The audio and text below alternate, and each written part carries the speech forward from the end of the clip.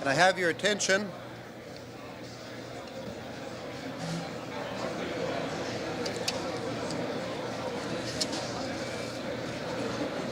In the material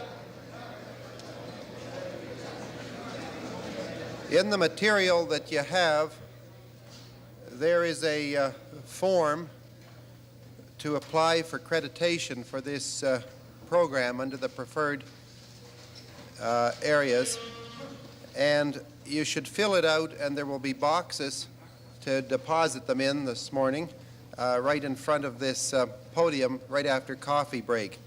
Those are the forms for accreditation. Also, there are the evaluation forms where you put your comments as to what you think about the program. The box will be there too. Now, our first speaker this morning is Mr. Michael Jameson, who again, like so many of the other speakers, is no stranger to you here, and who is a person who has been an authority in this field for certainly as long as I can remember. He presently is a partner with Macmillan Binch, and he back in the 50s was with McCarthy firm. He qualified as a solicitor of the Supreme Court in England in 1951, and he practiced in England until April of 1954.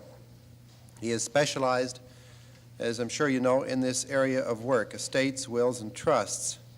And in the 1950s, around 1956, he wrote the book called Ontario Succession Duty, published by Butterworth, and also the book called Canadian Estate Tax in 1960. In the last 26 years, he has taken part in numerous talks, discussions, and so forth for the Canadian Tax Foundation, the Canadian Bar Association, the Bar Admission Course, the Continuing Education Series, of course, and other similar programs. And finally, in case anyone says that we are not in a country of equal opportunity, I note that he was born in Calcutta, India, which lays to rest any suggestion that you cannot get to the top of a firm like Macmillan Binch coming from Calcutta, India. Mr. Jameson.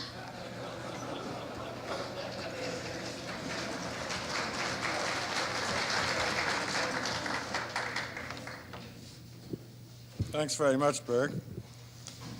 It's like my son-in-law says to me when he gets really annoyed, "You packy."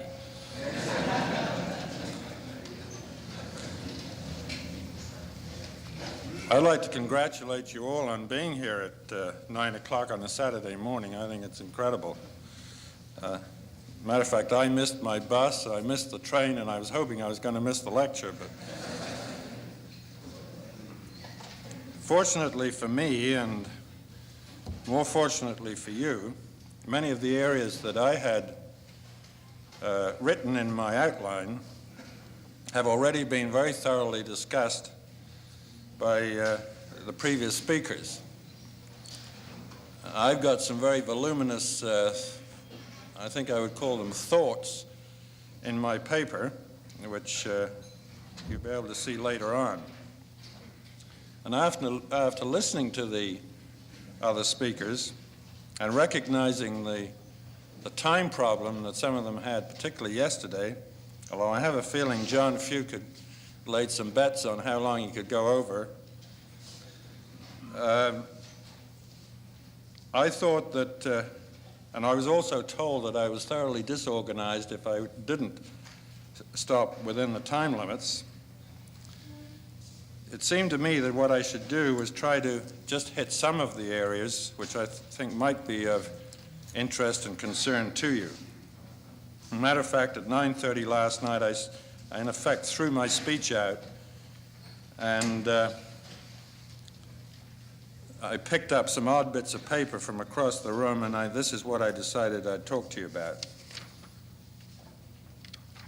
What I'd proposed doing was trying to bring together some of the various uses of wills and trusts, not so much in any sense of going into detail, but rather to signal to the general practitioner the areas in which we're still very much involved, and particularly the areas where you should watch and inquire, particularly from your clients,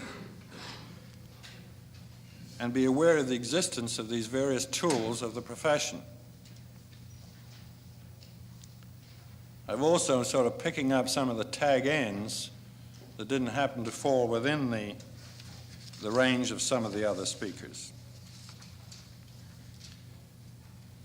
As Burke mentioned, I was involved with the Ontario, at least writing on Ontario succession duty and estate tax. I must say, since the repeal of Ontario duty, I feel kind of almost naked without that sort of familiar act that I felt that I reasonably knew.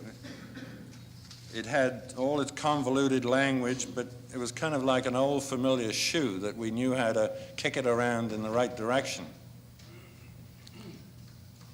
And I feel sort of rather open to the wild and woolly winds of the Income Tax Act, and all that that act leaves unsaid, the way it weaves its sort of wondrous way through all its subsections, little I, little dots, and little so-ons, that those who are more sophisticated in the Income Tax Act can spew out these numbers that leave me completely cold.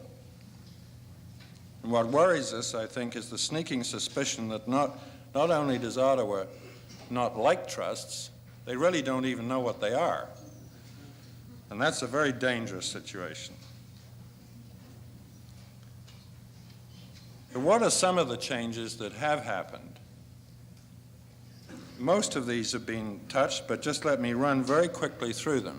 There's the repeal of succession duties, of which we're all aware, in all the provinces except Quebec. And don't forget Quebec. There's a lot of our clients who have shares or whatever of property in Quebec. We have to remember that they still are in the field. Repeal of gift tax in Ontario. The family law reform package, and that was quite a package. The Income Tax Act and its amendments. Other statutory changes that we've had in the past few years. And I think more importantly, a different kind of change. I think there's been a general social and economic change, which has evolved during the 60s and 70s, and we're carrying it with us into the 80s, a different attitude on the part of our clients. The Basic Ontario Act, in its, one might say its purer form, really didn't have a dramatic effect on the way in which we drafted our wills, in the actual format of the will, until they got into the question of no duty on a spouse. Basically, they taxed what you did in the way you did it.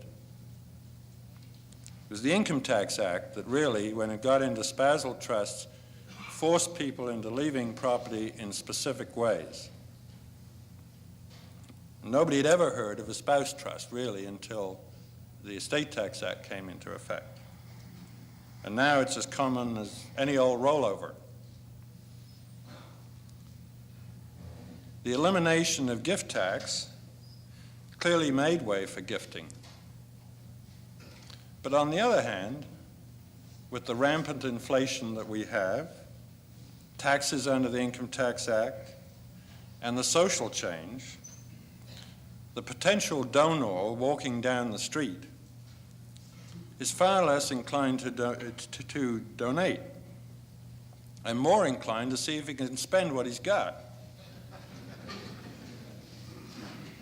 Or at the minimum, hope he can keep enough to see him through his old age, which medical science has now made so much longer that we've got to provide more for it.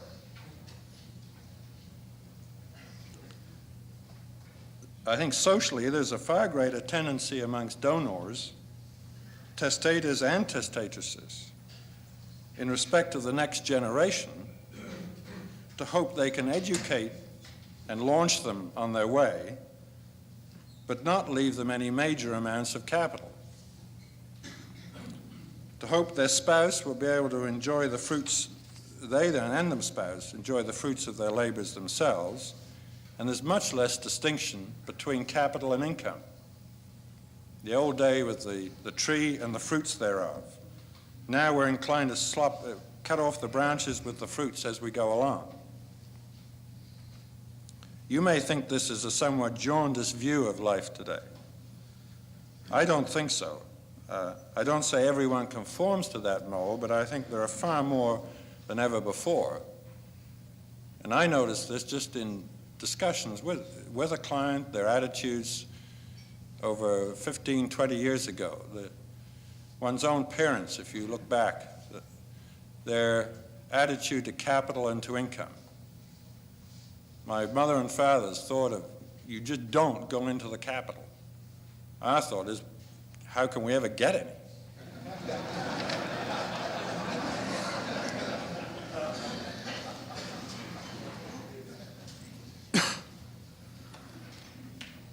One of the first areas I wanted to talk to you about was in the Trust for Children, which John Fuke dealt with extremely capably yesterday, and with the detail of how to set it up, how to put together this trust, and actually Al Brule dealt with, was it you, Al?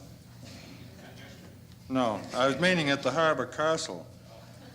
Was dealt with down there anyway in some detail. So I won't go over that again, but what I would like to say is that many, many more of us should be encouraging more of our clients at a much younger age to get involved in these trusts for children's education. It's no good a 60-year-old with all his kids grown up to start thinking about putting money into a trust for the children for their education. They're already educated. But if you get into people who are in their 30s and 40s, putting money into the trust with the tax saving of that money being able to be deductible, get the kids through their education, and then if you feel you want to pull the plug, you can pull the promissory note back, get the money back yourself, and you come out with a lot extra dollars at the end of it. But unless you get into that while they're either going into or before their university education, that you're not going to achieve the saving. And it's up to an audience like this to be encouraging their clients to get involved in them. They're not going to ask you, you're going to have to tell them. Jim Wardlaw did a very good paper on this to the Wills and Trust section.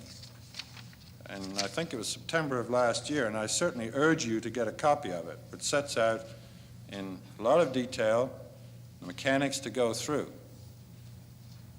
And I mean that very seriously. I think you should be definitely involved in it. It's not a great big deal. It's not a major big tax planning. We're talking about millions of dollars or anything. This is down to earth, every day, outer Ontario, outer Toronto planning. Not talking about big city, we're talking about all over.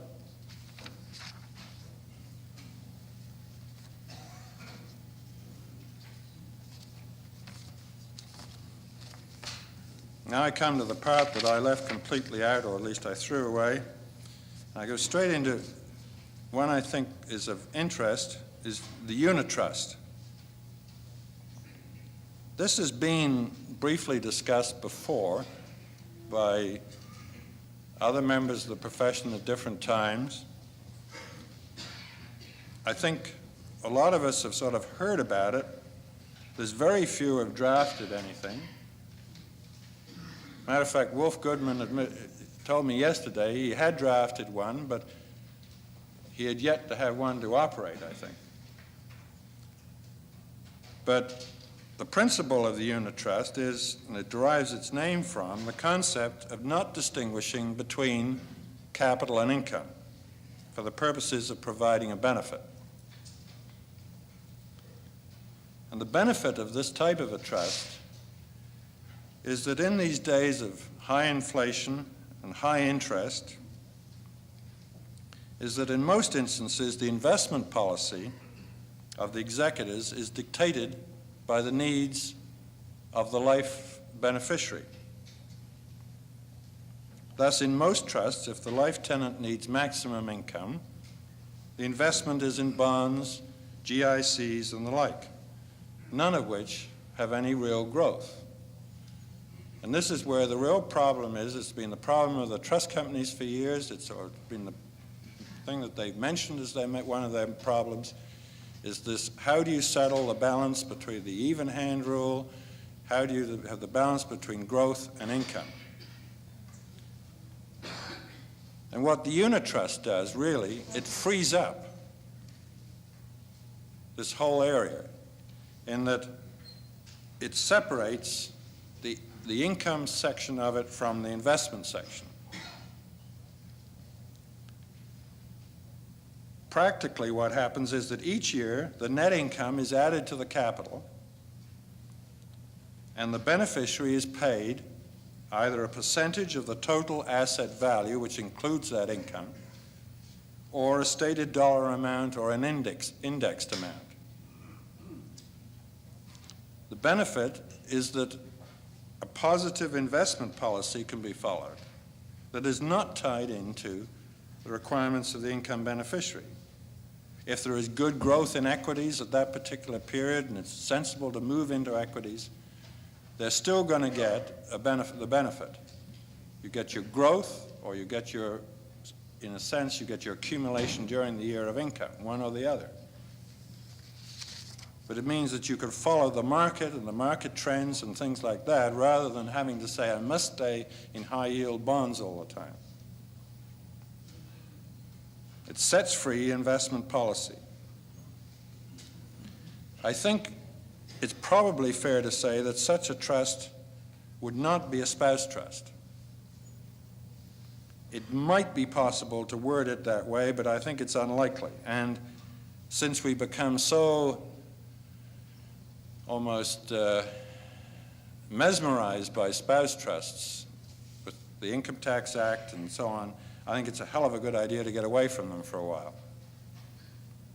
Not because I have any dislike of spouses. You don't have to have a non-spouse trust that cuts the spouse out. Spouses are delightful. Now, all of the tax ramifications of this type of a trust are not perhaps completely clear as yet, because the tax department hasn't really, I think, had many of them on their books yet. But one would think that basically you're going to wind up with a split of the income and the capital gain somehow between the estate and the life tenant. And bearing in mind I'm talking here basically about doing a unit trust through the medium of a will. Then you're going to have it'll be testamentary, so you're going to have the sliding rate as opposed to the flat rate in the inter vivos trust. So if you're able to split the gains and the income between the two, then you've got probably the best of both worlds anyway.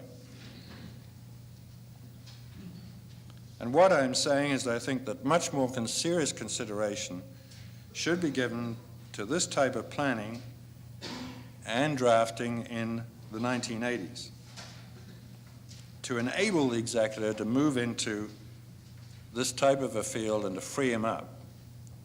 I'm sure many of you in this room have been executors, or you've been advising executors. When you're advising, it's all very well. You can sit back there and you're not taking any responsibility. You can say, oh, I think you should do this, or I would do that. You think you may be giving an opinion, so you're being obviously very cautious. When you are an executor and you've got both ends screaming at you, then you realize the problem. And if you found that you could get freed up in this area, I think most of you would find that you were sitting in a much happier kind of a chair. One thing you have to remember with this type of a trust, the 21-year deemed realization rule. If it is not a spousal, then you're going to be stuck with the 21-year deemed realization. But if you've got a turnover of assets, if you're in the market generally, things are rolling around, that is not necessarily going to be a major problem, because you're getting a cost base is getting pushed up as things go along. Now I want to very briefly talk about international wills. Basically, I want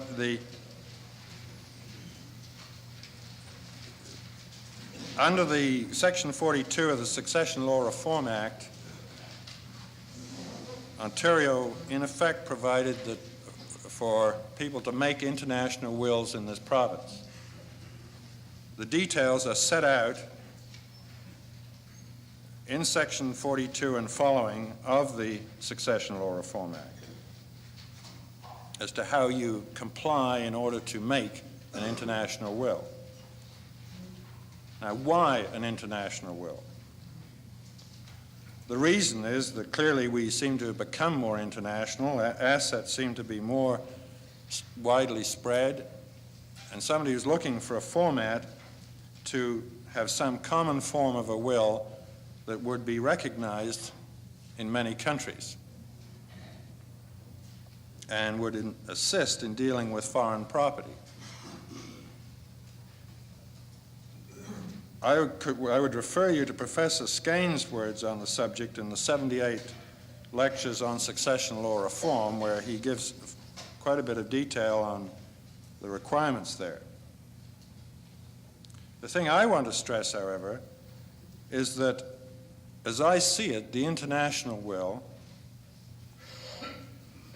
it provides an acceptable format that will be recognized in the convention countries, those that have signed under the convention respecting international wills. But there is nothing about an international will, per se,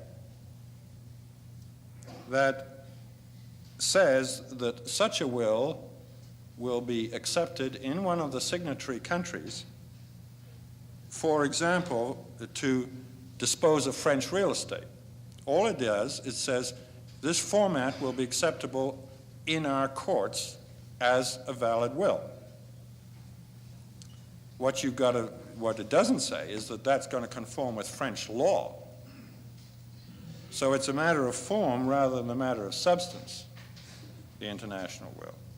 So you must recognize just the limits of the international will.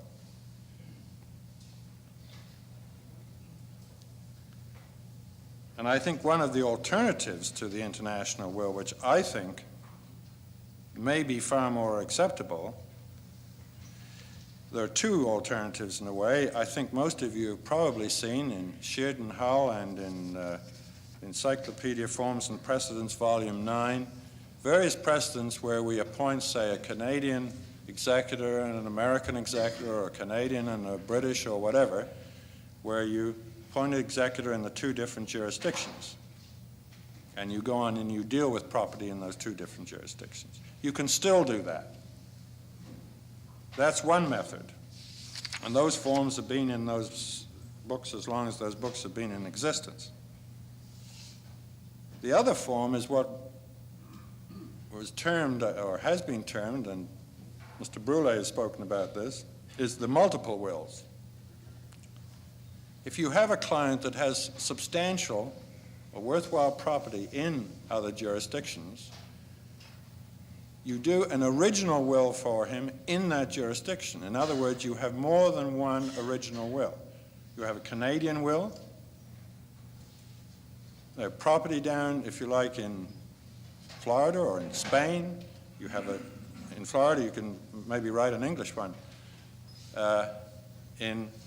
Say you have a property in Spain, you draft a will up here, you send it over to Spanish counsel, you get it settled as to its form and to the law, so that you're conforming with the Spanish law in dealing with real estate or whatever it is you're dealing with.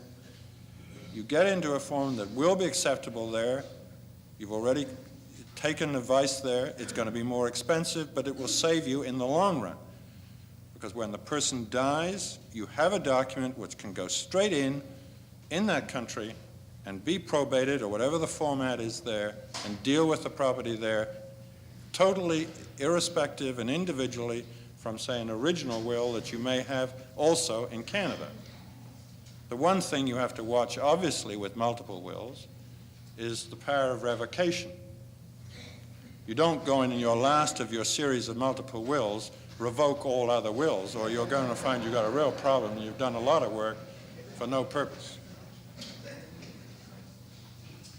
But there's a very great advantage in doing this because you're going to the jurisdiction where the asset is and you're going under their law and doing a document for your client which you've got far more certainty he's going to deal with the asset in the way he wants to deal with it.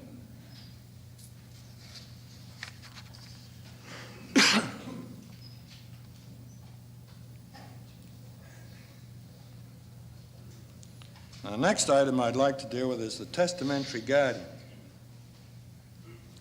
On December the 14th of 1979, there was first reading was given to Bill 205 to amend the Children's Law Reform Act. The bill deals with quite a number of different matters, and it has, in fact, only had first reading. And this was in response to the Law Reforms Commission report in 1973. The problem with these law reform reports is you have to watch them because they may be old, but suddenly somebody gets an idea to pull that dusty old thing off the shelf and it gets rammed through as law and it's there and you're sitting with it. Now in this case, it's only had one reading. There's another one, the Powers of Attorney Act, it got through in about 3 weeks. But this is, and I think this is still open very much for recommendations, but what they've done in this bill is they're distinguishing between, and very specifically between, the guardianship or custodianship of the person and the guardianship of the assets of an infant. There's been quite a lot of confusion over the law with respect to guardianship and as to the right of an individual to appoint a guardian. I think the practical view has been that the court holds the right to appoint in both cases. There's arguments to the contrary, but this is the practical way I think it's been gone about. You get consents of the next of kin, you file them with the court, and then you get your letters of guardianship up till now, and up till this bill is passed. The proposed law appears to state that a testamentary appointment of a custodian can be made by a parent or by a person who has the legal custody of a child. If the bill becomes law in its present state, a will by a surviving parent can make an actual appointment of a custodian of an infant child of the testator. That appointment will still be subject, though, to the right of the court under Section 27 or 54 to override any such appointment. So the court is still there having an overriding jurisdiction, and I think it's right that they should be.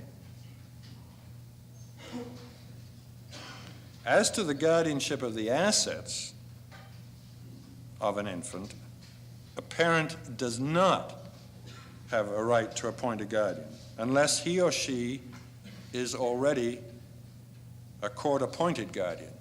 In other words, what it's saying is that when you come to the guardianship of the assets, it's only a guardian that can appoint a guardian, and that a parent is not, sort of ab initio, a guardian of the assets. As you know today, if an insurance company is paying a claim of $2,000, $5,000 for an infant, it goes into court. It does not go to the guardian unless that person is appointed an actual guardian of the assets of the infant. Now, this bill is not yet law and may well be changed, but it would appear that it would be appropriate in the future instead of saying, which I've been doing, now all of you may vary in the words you've been using, but it is my wish that A.B. be appointed guardian of my minor children. I think instead of that, you can put, I appoint A.B. the custodian and guardian of my minor children. Now, what have you achieved by that?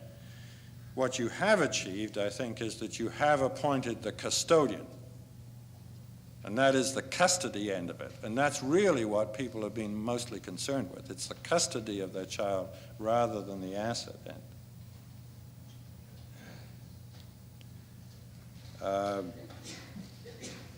I don't think the reason I say that put in the two is that if you put the two in, you may get one.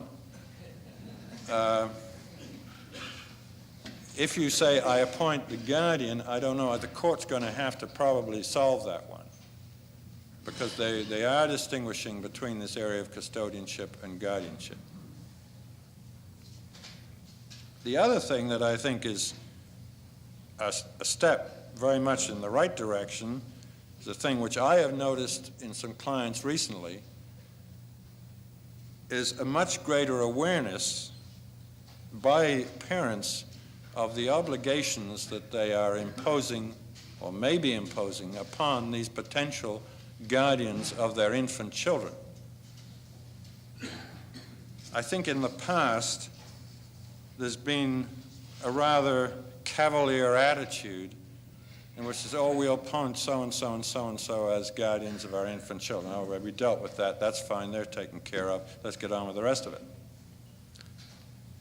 But more consideration is now being given to the actual situation, the actual facts. You imagine the will-making parents with 4 children and the guardian with 2 children of their own. The will parents die in a common disaster, and if these guardians accept the responsibility, they are now stuck with 6 kids. I say perish the thought, I mean, God. I've got 3 that are grown up now, and I couldn't stand any more. They're great kids, but there's no question under the guardianship that money would be available for food, clothing, and similar benefits like that, maybe even additional help. But what about the house? Here's the couple with 2 kids, and they've suddenly got 6. There's no way. You know the cost of real estate today, they've got to go out and buy a new place. So what do they do it with? Where are the funds coming from? So it makes sense to provide some sort of a guardian clause in the will, where the income is paid to the guardian as of right of a segment of the estate. Possibly even a provision for capital encroachment. When the guardianship terminates by law at the age of 18, some continued provision so that it's not a case of out you go, there's no more money, but to try and keep, one of the things is the person wants to keep that family together as a family, the kids, to keep them still in communication, to continue to provide them with some spot where they feel is home. That's what it's all about. I mean, it's looking at this thing in human terms. It's not just you write it in the will and God bless. You have to try and expose your client to the possibilities of what may happen. This is what the whole game is. It's trying to tell the client or let him know the types of things that may be involved.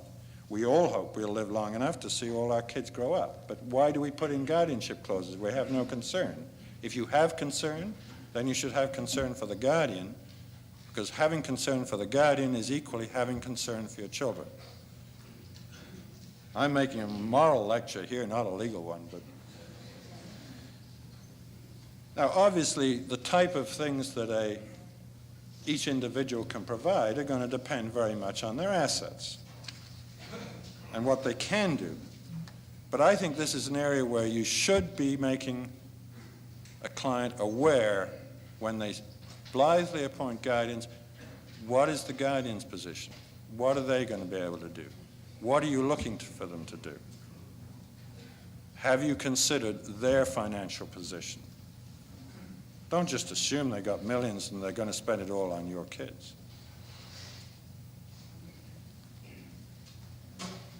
If you do, you're more egotistical than I think you are.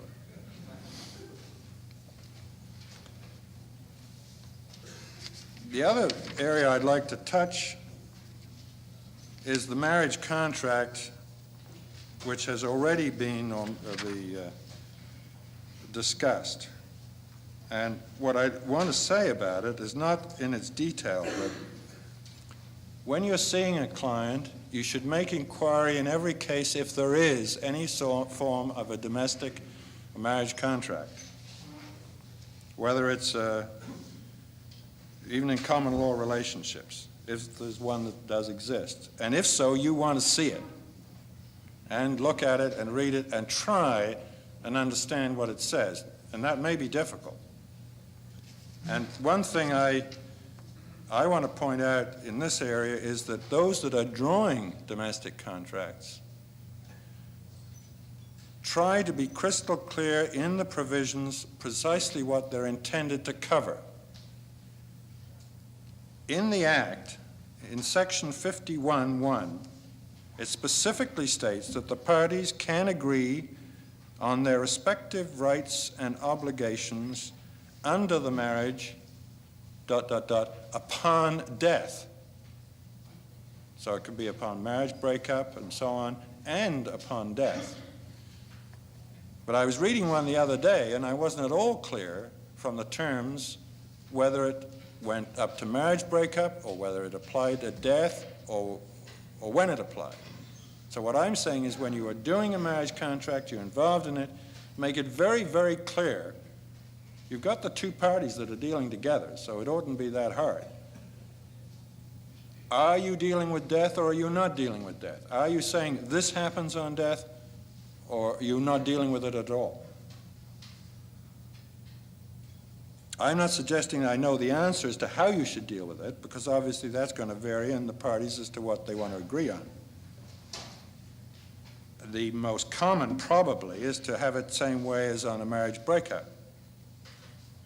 But make sure that it does deal with the matter if it's going to, and specifically, so that the person who is reading it knows if he's got a disposition of property on death. Because what I'm wondering, if in a marriage contract it says, for example, upon death I leave all my property to the surviving spouse, and the predeceasing spouse then leaves a will leaving some legacies to 3 or 4 friends or strangers, what is the situation? Does the surviving spouse then have a right before the courts to enforce his contract that the will is in violation of the contract that was entered into? Probably he has. He or she has. Because they agreed to leave everything and he hasn't. He's left some legacies. But if you've dealt with the problem, then it's going to be more clearer to the person who's drawing the will as to how to cope with it.